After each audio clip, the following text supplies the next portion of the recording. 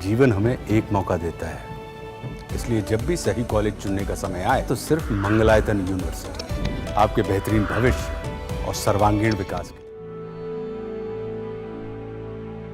दुनिया के सबसे बड़े धार्मिक आयोजनों में से एक 45 दिवसीय महाकुंभ आज शिवरात्रि पर अंतिम डुबकी के साथ समाप्त हो रहा है। अब तक समाज के हर वर्ग के लगभग रिकॉर्ड 64 करोड़ से ज्यादा लोगों ने प्रयागराज के त्रिवेणी संगम पर पवित्र डुबकी लगाई है। वहीं महाशिवरात्रि के दिन अंतिम स्नान के लिए भी भारी इंतजाम किए गए हैं। देर रात से ही संगम पर स्नान के लिए भारी गिनती में लोग पहुंच रहे हैं।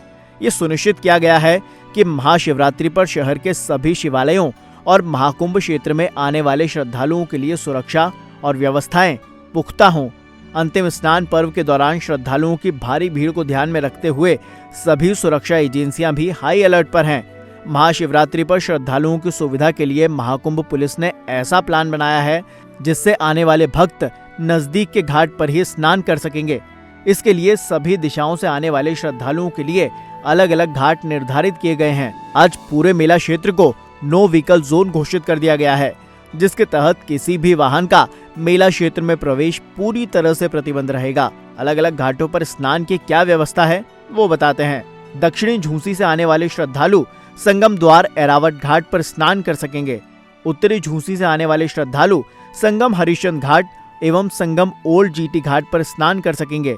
परेड पर आने वाले श्रद्धालु संगम द्वार भारद्वाज घाट, संगम द्वार नागवासुकी घाट, संगम द्वार मोरी घाट, संगम द्वार काली घाट, संगम द्वार राम घाट एवं संगम द्वार हनुमान घाट पर स्नान करेंगे।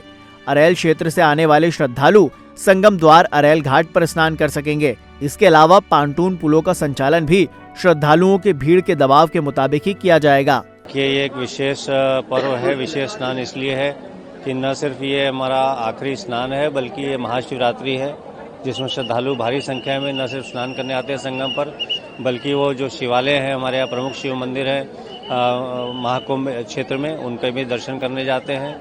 यह भी है कि मेले का समापन होगा, जिसको देखते हुए भी लोगों में यह भावना है कि कहीं अब इसके बाद मौका नहीं मिलेगा, तो भारी संख्या में वो मध्य रात्रि से ही आगमन उनका हो रहा है। लेकिन जो हमारे प्लान्स और स्कीम्स हैं इनके पिलग्रिम मूवमेंट के, उसकी वजह से लगातार इनका जो है निकासी भी हो रही है और अत्यंत सुचारू रूप से स्नान चल रहे हैं। क्या इसके पहले के जो अमृत स्नान थे उससे इतर आज का प्लान कुछ बनाया गया है पुलिस प्रशासन की तरफ से? क्योंकि हमने देखा कि अब लोगों में एक फियर ऑफ मिसिंग आउट भी निकल करके सामने आता है। ये अंतिम स्नान है, आज रात तक का स्नान होगा, तो क्या कुछ प्लान में परिवर्तन है? एंट्री एग्जिट पॉइंट्स को लेकर के कुछ बदलाव हुआ है? जो हमारे प्रमुख पिलग्रिम प्लान्स हैं वो तो एज इट इज़ हैं और हमको अपेक्षा थी कि ये भारी संख्या में लोग आएंगे, तो हमने उसी तरह से प्लान किया था। हमने डायनेमिक प्लान्स बनाए हैं कि कहीं पर भी कोई प्रेशर पॉइंट डेवलप होता है तो हम तत्काल उसको रिलीज करके दूसरा रास्ता दे देते हैं श्रद्धालुओं को जाने का।